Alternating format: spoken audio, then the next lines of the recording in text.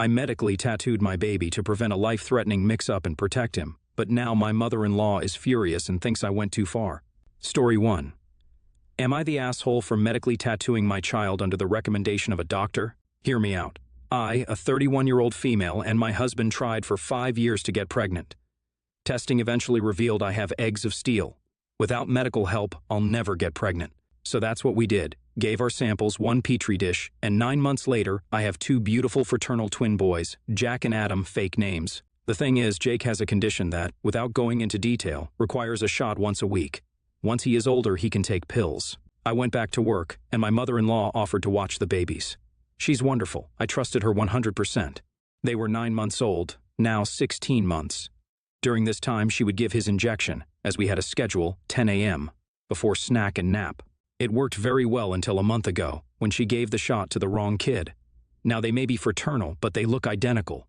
I'll be honest, my husband and I mix them up sometimes, everyone does.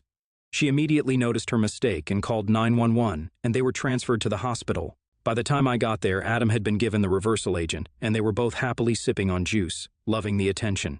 We went home the same night, told to push fluids. He was never in danger. It's a very slow-acting medication that, at worst, would have given him diarrhea in a few days. My mother-in-law was beside herself. I tried to ease her worry, but she refused to babysit, so to daycare they went. This daycare has a nurse because some of the kids have medications, so she knew what to do, but the worry of mixing up the kids was a valid concern, and they would not keep name tags on. Doctors recommended a medical tattoo, explaining they tattoo a freckle no bigger than the end of a pencil eraser on an area of skin that's easily seen while the child is under mild sedation, similar to dental offices. Because of the area, it usually fades in 2 to 3 years. But by then, they should have developed more personal features and may not need it redone. So, after a discussion with my husband, we did it. He has a 2-millimeter brown freckle on his earlobe. From entering the office to leaving, it took 30 minutes. He never felt a thing. My mother-in-law lost it the second I mentioned a medical tattoo. I tried to explain, but she just freaked out. So I put both kids on the floor and told her to pick up Jack and find the tattoo.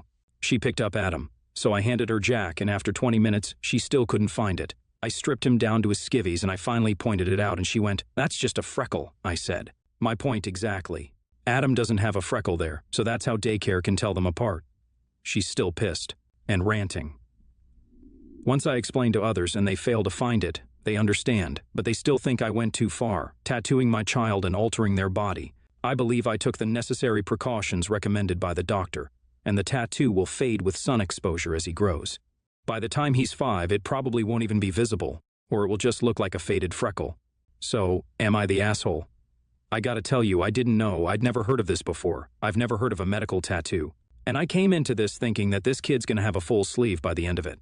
I was very much expecting an entitled parents type of story. But, as you said, you've just taken the advice of a medical professional, in this case, to tell them apart and stop something potentially really bad happening at some point. So I can't say you're the asshole in this situation. Oh, I'm talking after this story, waffling on the last of this story. Hey, I gotta say, I am sorry to some people, because I had a couple of, about 3 or so comments yesterday saying that I talk way too much, and I'm doing it right now, after stories and things like that, and they say, or just get on with the stories. And I am sorry, but I kind of think this is just what we do here. I hope most of the people enjoy this kind of thing. If you don't, please point it out, because obviously, I need to change things to suit you guys too. But I do enjoy talking about the stories and talking with you guys about the stories as well. I think it's just part of the channel, but as I said, correct me if I'm wrong. But the comments. Probably Not Humanity says, not the asshole at all. It's literally a fake freckle. It's not like you gave him a full sleeve of pinup girls and muscle cars. Also, it was to make it harder to accidentally kill him or his brother. You made the right call. Trouble94 says, not the asshole. You took the recommendation from a medical professional and made the decision with your spouse for the safety of your child. Absolutely nothing wrong with that, especially for something so small. Entrepreneur OK says, not the asshole. The tattoo is for the safety of both children. It's a medical tattoo, just like they do for radiation treatments. God, I'm learning something new every day here. The older gray hair says, of course not the asshole. Why are you even asking? Nautical Fiesta says, not the asshole. She gave one of her sons a shot of medication that he shouldn't have gotten. To prevent it, you had a small, minor procedure done that has no lasting repercussions for the child and in the long run will be unnoticeable. You are not the asshole. Your mother-in-law seems to be a bit of one. What were her thoughts on how to prevent any mix-up in the future? Don't answer. It doesn't matter. They're your kids. Now, what would you do in this situation? Would you get what are these medical procedures done to? Stop these children from getting mixed up, to prevent potential mix-ups in the future. Do you think it's a great idea or not? Let me know in the comments below, and don't forget to vote on that poll in the description for Story 1.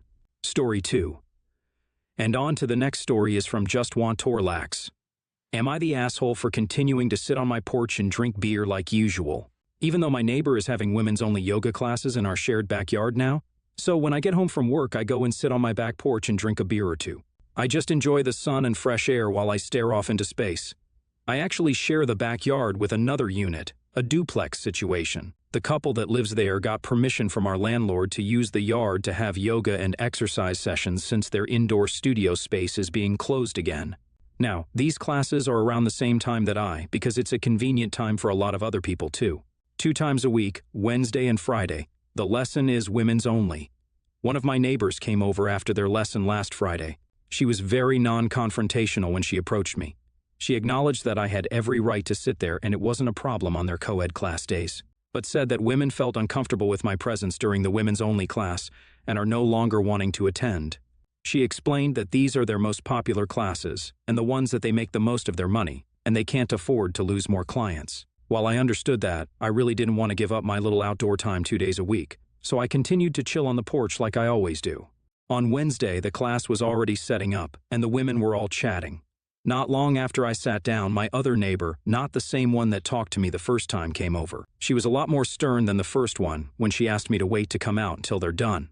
I get a little nervous when people are mad at me, so I apologized and told her I really need this time to unwind. She asked me if I didn't think that these women need this time too, that they live just as stressful lives and need to be able to feel safe here and not like some drunk guys gawking at them while they're in tight clothes and vulnerable poses. I'm not really trying to stare at them though. I usually just stare off into space, and they're right in front of my porch, so I guess it looks like I am. I also don't drink enough to get drunk, usually just 1 beer, although sometimes more on Fridays. Like I said, I'm not really good at dealing with people when they're mad at me, so I ended up just apologizing again. She just stared at me. Eventually, she said I just didn't get it and walked away. I could hear both of them apologizing to the women there. In the end, most of them left though, while they continued the class for the 2 people that remained. I could just feel them both glaring at me, so I ended up getting up a little early and going inside. Anyway, just a little while ago, I got an email from my landlord.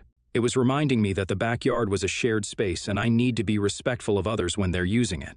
Now I'm unsure how I should handle today because I'm already tired and looking forward to relaxing on my porch, but today is another women's only day. Oh, we have one that could potentially go both ways, I think so anyway.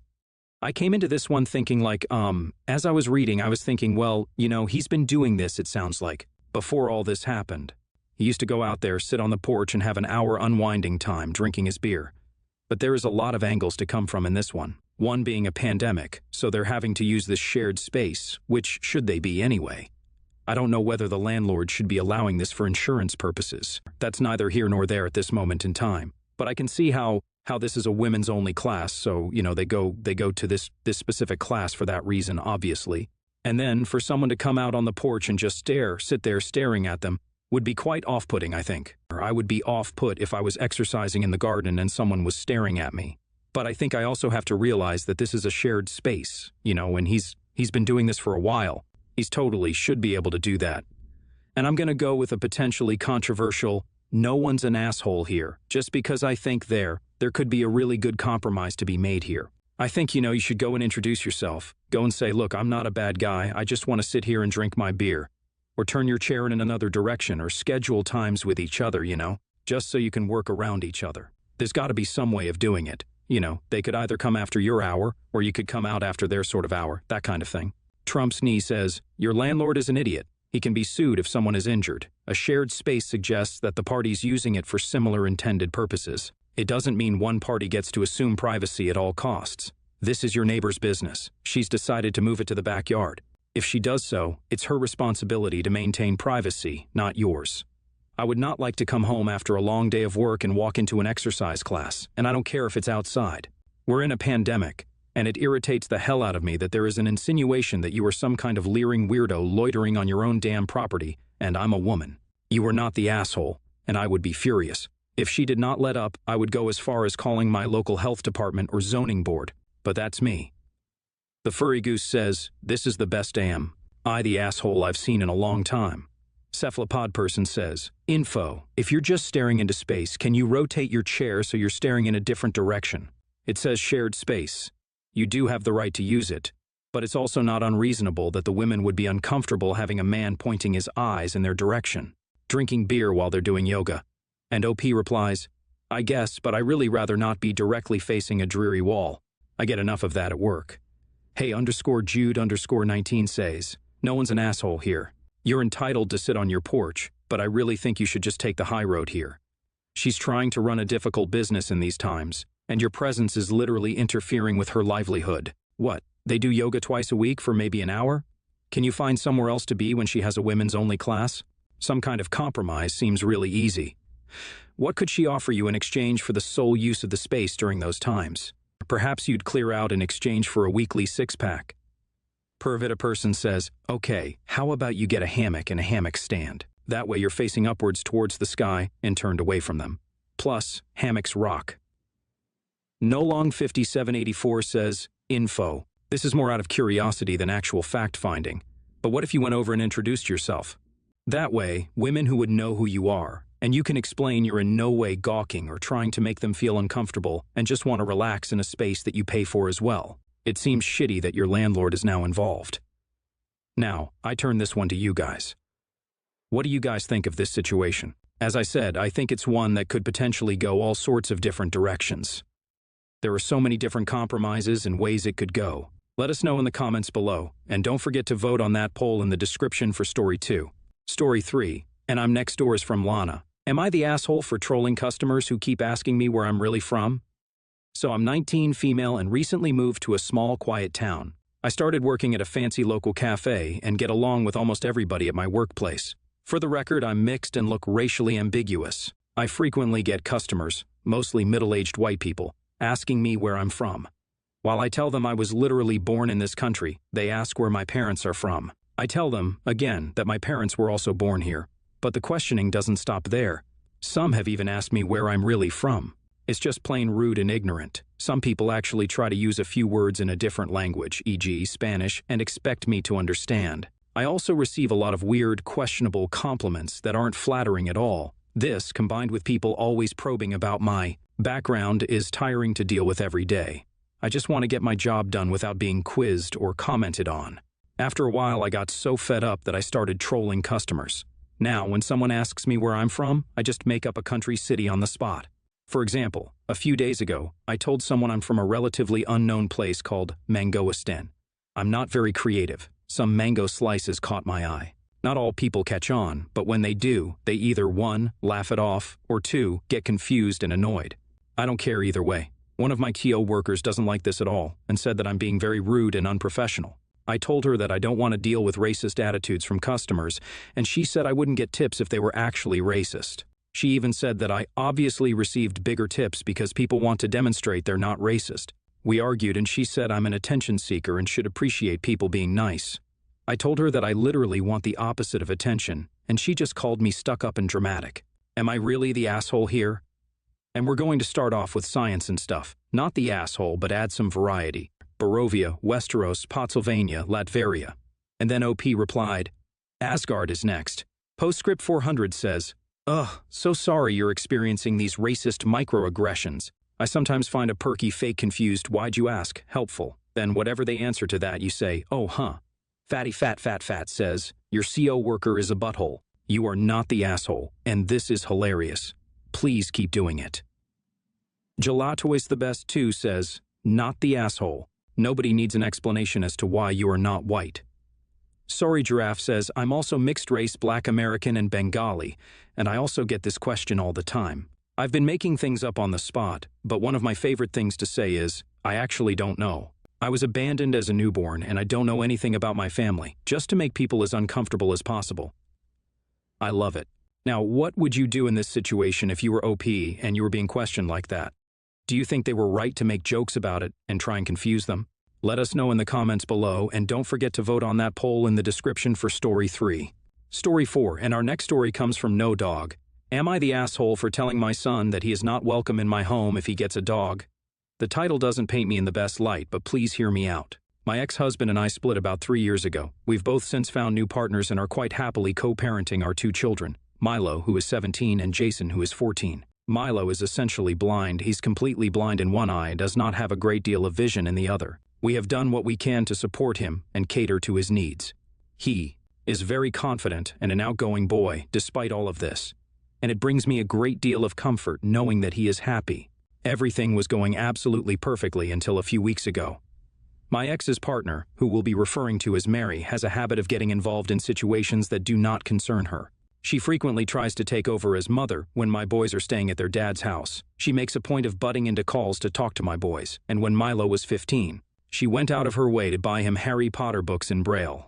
She knew that this was our thing. We'd curl up on the sofa and I'd read the books to him.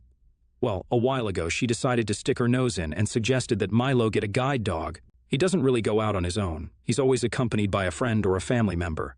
He was very sold on the idea and has started looking into applying for one, as his GP apparently agrees with Mary. I'm not a fan of this idea. Milo is perfectly capable of navigating his way around the house, and he always has someone with him when he's outdoors. I just don't see why he'd need a guide dog. I also admit that I am a bit of a clean freak and like everything to be sitting tidy. That's just not possible with a dog.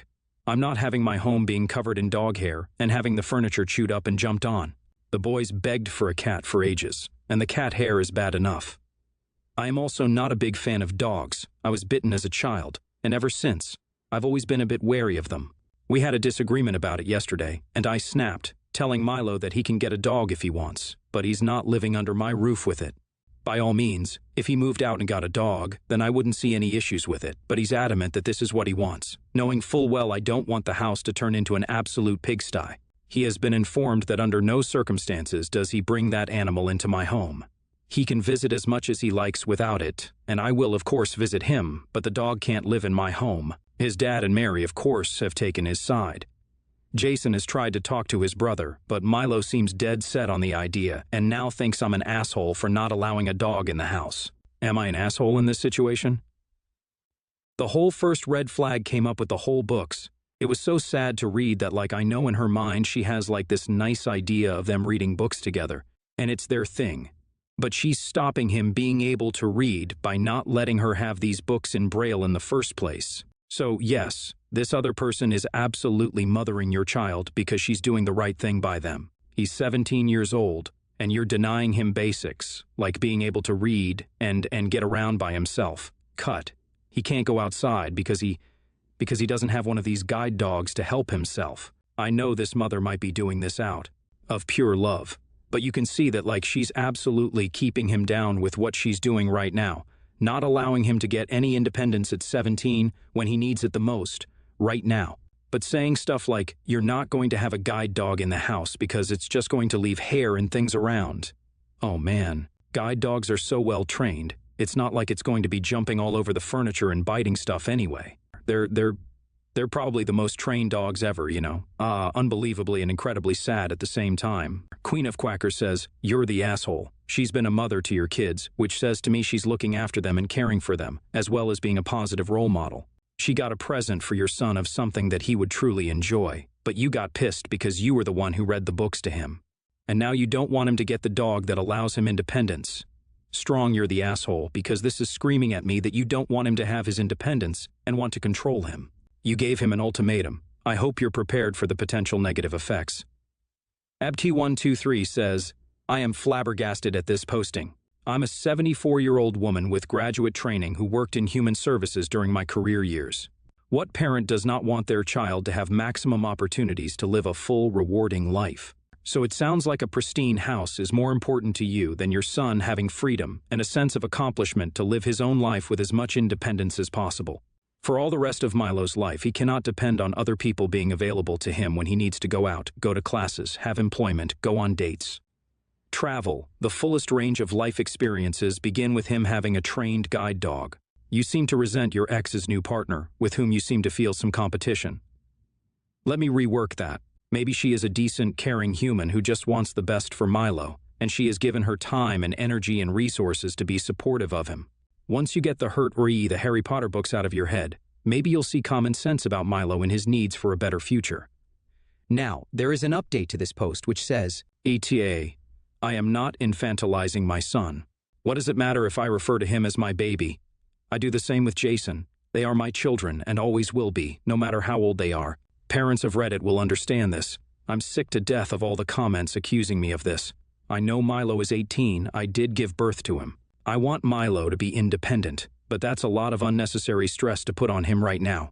And no, I'm not bitter about Mary. No, she's not abusive. I never said she was. I just don't want her waltzing into our lives and trying to take over the role of mother. If Milo wants something, for example, an item of clothing and I cannot get it straight away, Mary will go out of her way to get it first. When my ex-husband told her that Milo likes singing, she decided to have a karaoke night with him. Anything she can do to make herself look good, she will. The guide dog suggestion was no exception. She actually sounds like a great person, but last edit says, I understand Reddit. I will admit I wasn't in the best state of mind and was not ready to read all the comments, so I did come off as a bit defensive. If it meant so much to Milo and his independence, he can get the dog. Something about hundreds of people telling you that you're a colossal asshole will do that to you. I took the suggestion and did some research regarding guide dogs, and I do not feel as strongly about having one in the house now that I know how well behaved they are. I did not set out to hurt my son, but it happened. I know I'm never going to like Mary, but, as much as it pains me to say it, she may have had a point in this matter.